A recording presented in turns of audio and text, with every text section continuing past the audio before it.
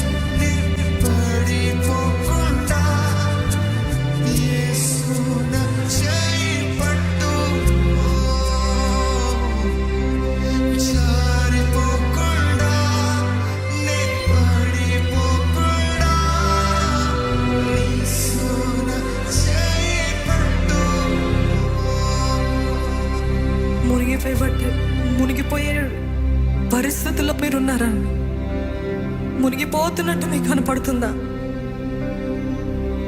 లోక సంద్రము నాపై ఎగసిన విశ్వాస నావలో కలవరమేరేగిన లోక సంద్రము నాపై ఎగసిన విశ్వాస నావలో కలవరమేరేగిన నిలువగలనా ఓ నిమిషమైనను నిలువగలనా నిలువబడతామా మనం ఆయన లేకపోతే?